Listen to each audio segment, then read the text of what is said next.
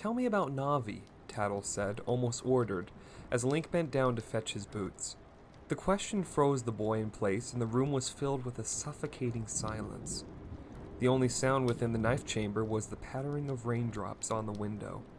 Was it better or worse to always know exactly when rain was coming? Tell me about her, Tattl continued on when she didn't get an answer. Link sat back up, staring up at Tattl with those dull blue eyes of his. The eyes that the fairy, on more than one occasion, described as unnerving. He tried to speak, but the words got caught in his throat. He licked his dry lips and tried again. How do you know that name? He knew he never mentioned Navi to Tattl during his time in Termina, not even once.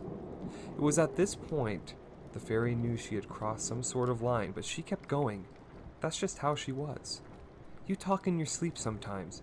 It's kind of hard to ignore when I have to snooze in your hat. I heard you last night, muttering her name, but I never caught any other details. Tell me about Navi, she repeated, fluttering about the room and looking at the window at the raindrops hitting the glass. That isn't any of your concern, was the only answer Tattl received. That was how he tended to talk to his second fairy companion, and to everyone else in short bursts that went straight to the point. He never beat around the bush or engaged in small talk.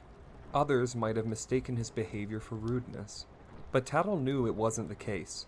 What was the case, however, was beyond her. It sometimes seemed to her like all the emotion, energy, and passion had been strangled out of the boy and left to rot somewhere while he moved on. Not that she would know why, of course. This wasn't the first time Tattl queried on something in Link's personal life, and it wasn't the first time he simply shut her down. In fact, he did so each and every time Tattl tried to get to know him. Well, why not? She persisted, flying in close to Link's face. We're friends, aren't we? I believe the term you used was partner, wasn't it? Link argued, staring directly into where he thought Tattl's eyes were. His expression and voice hadn't changed an iota since Tattl asked the first question. The fairy would have compared his face to a mask, but then she'd have to slap herself for taking the easy route. The words stung Tattl, though she didn't let it show. Then again, Link wanted to be able to see her face even as she did. While almost dismissive of her, Link was never actually mean to her, at least not on purpose. Not like she had been to him when they first met. Hey, that was weeks ago. Things have changed then. Or had it been months? Frankly, she had stopped counting cycles after the 5th or 6th time around. She had the distinct feeling the young child before her knew exactly how many days had passed. That was yesterday, he countered, showing off a very rare instance of his humor. It was about as dry as the dust in Ikana, and equally as dead. You know what I meant, you're just avoiding the question. What's going on with you anyway? Tattl was getting fired up by this point, her light nearly going red. She wasn't the type to open up to people, but she was actually trying with Link to get to know him better and get something like a friendship going. She had never said it aloud, but she was starting to like the boy she initially felt chained to. You simply don't adventure around with someone for weeks straight and not grow at least a little attached. That, and he was literally the only person in the world she had right now, and vice versa. Finally, a bit of emotion showed on Link's face in the form of a minuscule frown that Tattl didn't even notice.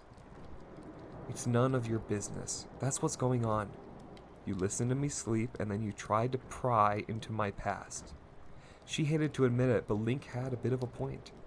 Though not on purpose, she had been eavesdropping and then pushed the issue even though Link clearly wasn't interested in talking about it. Still, Tattl was the most stubborn person she knew, so she wasn't about to quit now. Look, you're right. I'll say that much, she conceded with a sigh. But we're friends now, right? Friends talk to friends. I told you about how Tail and I met the Skull Kid, remember? You told me that on your own. I never asked, Link shot back, his gaze on the fairy intensifying. Like his face, his position never moved either. Tattl felt like she was talking to a statue or something. She wished he would emote more in general either way. The boy sometimes creeped her out with how lifeless he was. Once more, Link had somewhat of a point, but that didn't keep Tattl from being insulted. I actually opened up and shared something important to me. Don't just brush that off. What's wrong with you? This was the nastiest Link had ever gotten with her by far. When the two first partnered up and she would casually insult him and try to goad him, he would just ignore her words instead of insulting her back. At this point, he was practically being antagonistic, at least in her eyes. Was this Navi person so important that he'd resort to being like this? It seemed, however, that Tattl's words got to Link, as a shadow of guilt crossed his face and he let out a sigh. You're right. That was going too far. I'm sorry. The regret bled its way into his voice as well, so Tattl knew he was being sincere. Why do you want to know so bad anyway? It's like I said, we're friends. Friends like to know about other friends' lives. Do I really have to spell it out for you? This was a bit of a lie on Tattl's part. While she was at least starting to consider the two of them to be, at least, be distant friends, she was more driven by the mystery of it all. The only things she knew about Link were his name and that he hailed from Hyrule. Everything else was an enigma. Maybe talking about it will make you feel better. Come on, let me be your shoulder for one conversation. A bit manipulative? Perhaps. Just because Tattl was starting to like this kid didn't mean her personality did a flip. You always say things like, now isn't the time, or that isn't important, when I ask you about stuff. Why not just try and open up just a teeny bit? Who knows, maybe being social for once will do you wonders. Tattl was afraid that last comment had gone too far, but it just slipped out. But to her surprise, Link actually paused in thought. He gazed about the room as if looking for the answer he should give. His eyes settled on his sword and shield, propped up by the room's bed and just at tuck and toll away if, by some crazy chance, he actually needed them. Maybe Tattl was right. Maybe he could open up to her a bit. It wasn't as if Tattl would be the first person he told Navi about, after all. That wasn't the issue. He talked with Milan about it, for instance, as the two of them bonded since he was sent back in time. The problem was a bit more complicated than that, but maybe it was a problem that Link needed to confront, especially if he and Tattl were going to travel across Termina countless times over. Once more, Link licked his dry lips and nodded. Okay. Just so you know, if you make any sort of snide comments, I'll stop. Really, Tattl didn't expect Link to say yes. She couldn't blame him for his rule, so she just nodded. Then after realizing he probably couldn't tell she had done so, she chimed up. Yes, of course, it's a deal. Okay. At first Link didn't say anything, and Tattl wondered if he was having second thoughts. Then he closed his eyes and took a deep breath before opening them once again. You aren't the first fairy companion I've had. Navi was. She was my guardian fairy, one I had waited an entire decade for. Do you know how important it was that I got one? How important guardian fairies are to the Kokiri? He clenched his fists as he spoke, his nails digging into his palms. At first, Tattl was stunned silent for two reasons. One was she couldn't remember the last time Link said so much in one go. The other was that Link was apparently a Kokiri, but no, that couldn't be. Well, from Termina initially, Tattl and Tail had been to Hyrule before, and the two had a vague knowledge of how guardian fairies and the Kokiri worked. They were forest spirits that could never leave the woods or else they would die. At least, that's what the two fairy siblings had heard. Wait, you can't be a Kokiri, right? You're out of the forest. Why did you have a guardian fairy? At this point, Tattl floated downward and landed on the room's table, sitting with her legs crossed. Link unclenched his fists, feeling his heart hammering violently at his ribcage as he took another deep breath. Why was he finding this so difficult? Tattl's question filled him with an internal panic he couldn't explain. He thought, since he had told the story before, it would be easier to tell it again. But once more he felt the words getting caught on the way out. Clearing his throat, he tried to continue. Maybe Tattl was right. Maybe this would actually help him feel better. He had to try, at least. I was a Hylian, raised by Kokiri. That's all I'll say on that part. Tattl nodded, though Link couldn't see it and simply kept going. I was the only one without a fairy until I was 10, and I remember being so happy. He closed his eyes once more as he breathed that last sentence, remembering how his heart swelled at Navi's presence. Now he felt a sense of longing at the mental image of Navi without a hint of joy. She was so kind, and she truly cared about me, more than just about anyone I'd ever met. It was hard for Tattl to imagine Link smiling or being happy. He hadn't smiled at all since she met him, not even when his unique brand of humor managed to shine through. It was almost like imagining a paradox in physical form, and it gave her a twinge of pity to realize how impossible it was to imagine Link with a grin on his face. Still, she'd never admit to such feelings, at least not to Link's face.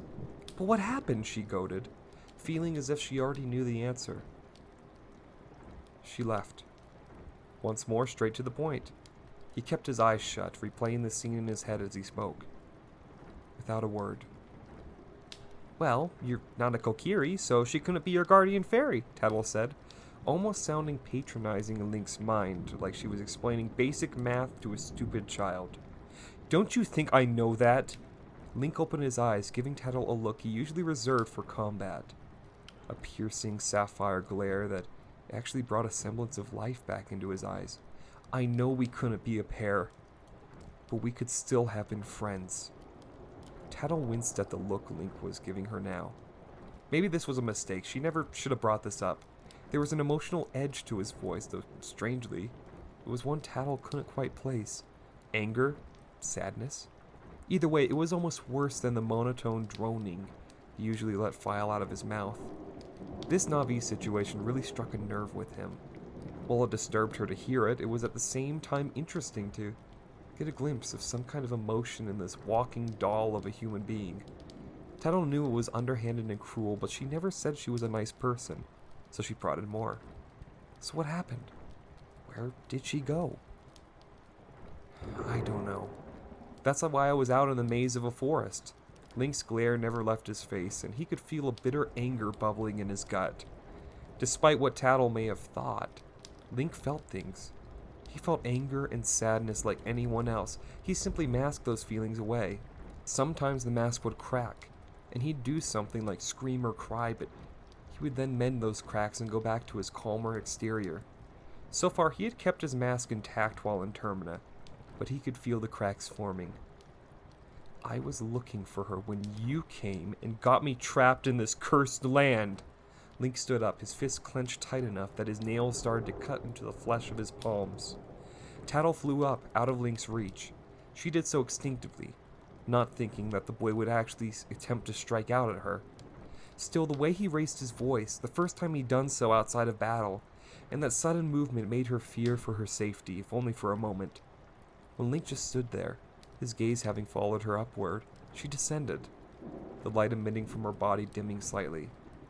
Hey, it's not like I knew that. How could I have? On purpose or not, Navi is getting farther and farther from me. I need to find her. So that's what the deal with her is. Are you happy? An edge of bitterness coated Link's tongue as he spoke. He knew it wasn't fair to treat Tattl this way, but he felt he was losing control of himself. He didn't want to get attached to Tattl or treat her as a friend. Link would protect her, of course. He already stopped several Keys from snatching her up and devouring her. He wasn't even really angry at her. He was afraid. I'm not happy, not really, Tattl chided, once more taking her seat on the table. She abandoned you. Is she really worth the trouble? You don't get it. Link closed his eyes and took a few deep breaths to try and keep the cracks in his mask from opening up. But it was becoming harder. Really, he should have stopped there, but he couldn't help but keep going. I need her.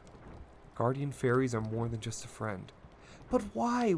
Was she your only friend? Don't you have anyone else? Tattl found it hard to believe that Link could form other friendships. The idea of him making small talk, playing with others, being social. It was an unusual and alien train of thought that Tattl just couldn't picture. He didn't seem to have interest in any kind of activities that children normally enjoyed. Sometimes, it seemed as if he was something else pretending to be a kid. His voice faltered and his eyes opened up once more, now losing their glare. Legs going weak, Link sat down on the floor, back to the bed. He unclenched his fists and looked down at his hands, palms marked by the nails that had dug into them. Link felt dizzy, like the world was spiraling about wildly, and felt as if he'd throw up. He could feel his mask cracking more and more, like an invisible hand had a tightening grip on it. Tattl dropped all facades and let her true emotions show. She flew over to Link, her light brightening back up to normal. "Hey, Link, you can stop. I'm sorry I pried, okay? We can stop now. It's okay. You don't have to talk about this anymore." Link's skin had gone pale, and she was sincerely afraid he was about to have some sort of panic attack. She had wanted to see him livelier and more emotive, but not like this. Link heard Tattl's words, but they didn't quite register in his head, like they had lost on the way to his brain once they entered his ears. He wanted to spill everything, to finally admit to Tattl to something he never told another soul, not even Soraya. I need her," he whispered so quietly that Tattl almost didn't hear him. "I need her. Without her, Link continued to gaze at his hands and flexed his fingers over and over. "I'm not whole." He wasn't going to stop, was he? Tattl accidentally uncovered some kind of block in Link's mind, and now all his thoughts would flood out like a broken dam. "I don't understand. What do you mean?" "I need her to be whole," he cried out, loud enough that those in the next room over could hear his voice, though muffled. "If I don't have her, I'm incomplete. Don't you get it?" Tattl floated there silently, so clearly she didn't. "I have a piece missing, and it feels so disgusting. I don't feel right." He slapped at his legs a few times, as if trying to confirm that they were indeed there and not some sort of illusion. The missing piece felt like it was growing and growing over those 2 years. So I knew I had to look for her. If the hole gets bigger, it will just swallow me. I won't exist anymore. Tattl was absolutely stupefied. How does one respond to something like that?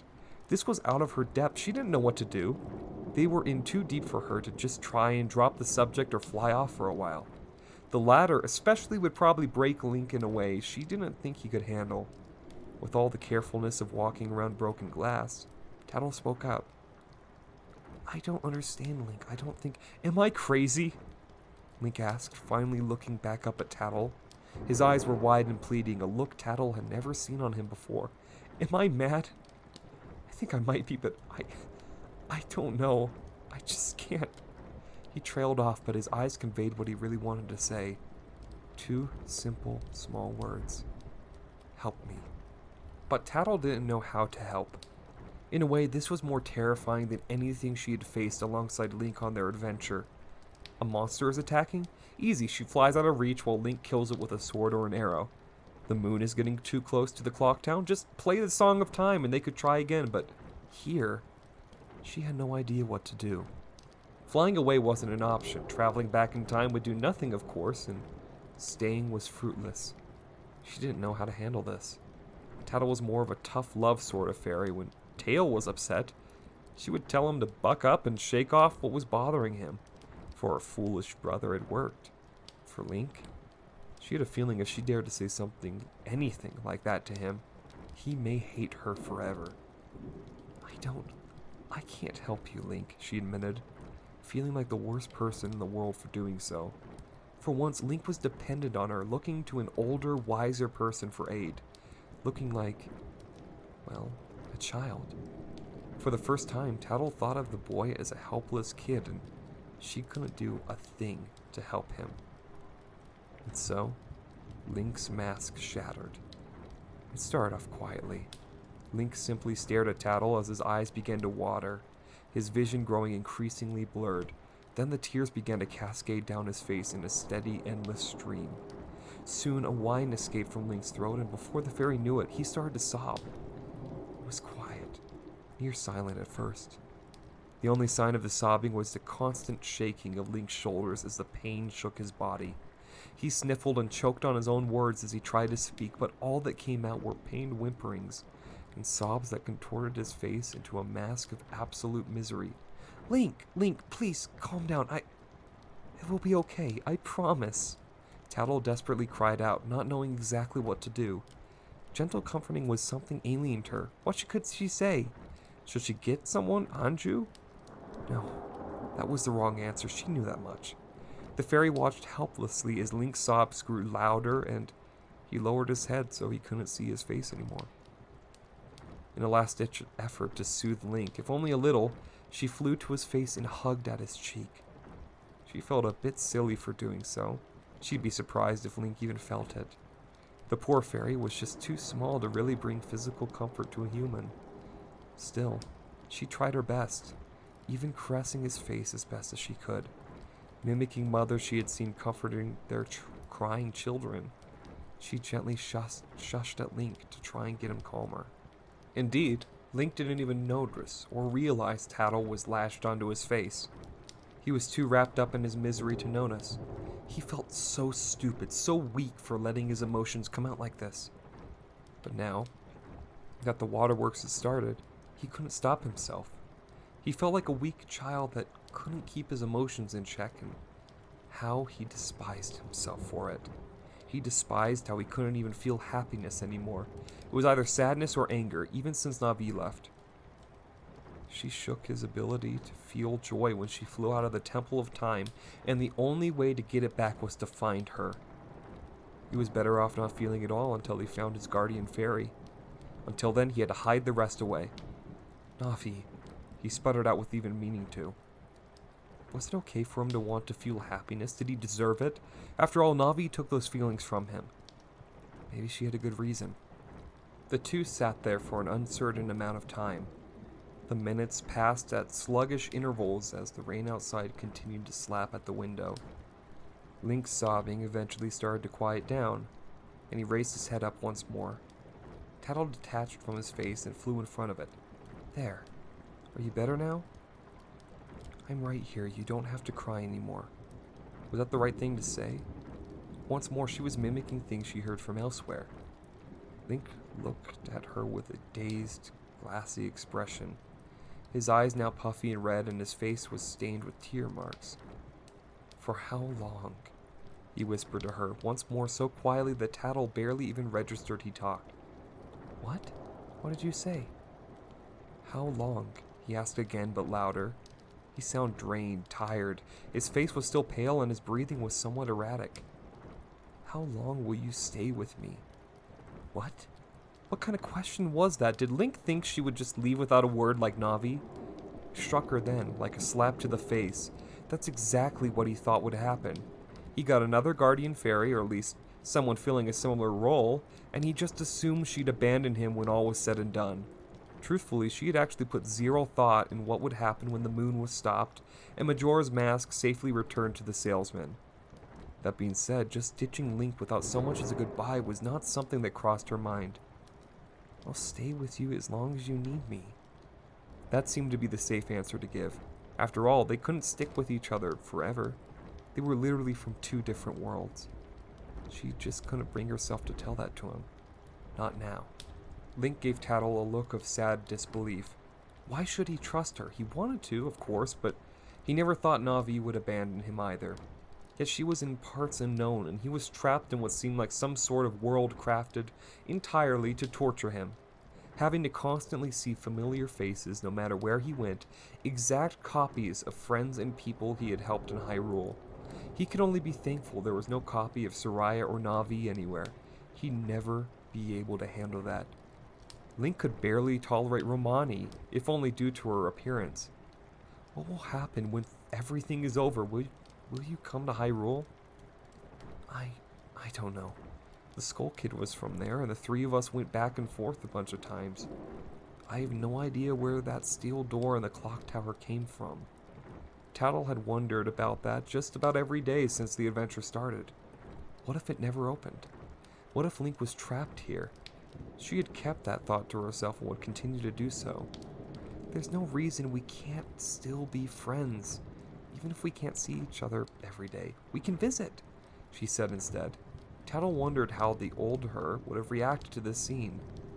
Tattl was still Tattl deep inside, but she hated to admit it, but she felt herself going soft. Strange how this one kid could do that. The old her probably would have barfed at this sappy scene. The broken child stared at Tattl for an unnervingly long time, the fairy feeling as though he was trying to peer into her soul for the truth. Eventually, he spoke just 2 words. Promise me. He wasn't sure he could bear if history repeated itself. If Tattl did what Navi had done, Link was afraid it would break him permanently. If it will make you feel better, then fine, I promise you, okay? Tattl meant it sincerely, but felt Link had calmed down enough for her usual snark to come back a bit. He did seem to be getting better since he stopped crying. His face was starting to regain color, and his breathing started to even out. He wiped away the remaining wetness from his face and put back on the mask of stoicism Tattl was familiar with. There. It's all better now, right? Link gave a small nod, sitting back onto the bed. He just felt guilty now for how he treated Tattl in the past. Tattl, I'm sorry. I know I haven't been friendly. He found it hard to look at the fairy, opting to look down at his feet instead. I was just afraid of getting attached, was what he wanted to say, but couldn't bring himself to. It's fine. I understand why you were like that. Besides, I wasn't exactly nice to you at first either. She thought back at the time she accused Link of being some kind of friendless, freaky loner, and inwardly winced. So, I'm sorry too, but don't tell anyone I apologized, alright? Especially not Tail. Nodding, Link managed to look back towards the fairy again. I promise, he said, his voice now completely monotone again, as if nothing had ever happened. The boy underestimated Tattl's capacity for kindness. She shattered his mask, sure, but she then went and helped pick up the pieces. Hopefully he could contain himself for a nice long while. Tattl's previous words actually rang true. He did feel a little bit less stressed, funnily enough. I'm going back to bed. What? But you just woke up. Aren't you going to at least get She trailed off, remembering how Anju's cooking tasted. On second thought, skipping breakfast is a smart move. Tattl watched as Link lied back down, covering himself with a sheet. Honestly, she didn't blame him. That probably wore him out enough for a quick nap. She did notice how much he loved to nap during their break cycles, where the two of them would stay in Clocktown as they physically and mentally recovered. Speaking of mentally, her mind wandered to Link's statement of being erased. She had no idea what to do with that. He actually sounded like it was something he believed in. Maybe he was a bit mad. Then again, what did she know? This wasn't the time to talk about that. Her cooking isn't that bad, Link argued as Tattl sat on his pillow. Thank you, Tattl. I'm sorry my emotions got out of control. I won't let it happen again. There's nothing wrong with letting your emotions show, you know, Tattl said with a sigh. It was a bit surprising, but welcome, in a way. To that, Link had no answer. He simply closed his eyes, and soon Link drifted off back to sleep. Tattl, his new guardian fairy, watched him sleep for a little bit and thought to herself. Once more she pondered on how this one kid managed to worm his way into her heart. Of course, she'd rather get eaten by a Keese than ever admit that to his face. She may be going soft, but Tattl still had a reputation to uphold, after all. Deciding that Link had the right idea, the fairy crawled back into the boy's hat and soon found herself fast asleep as well.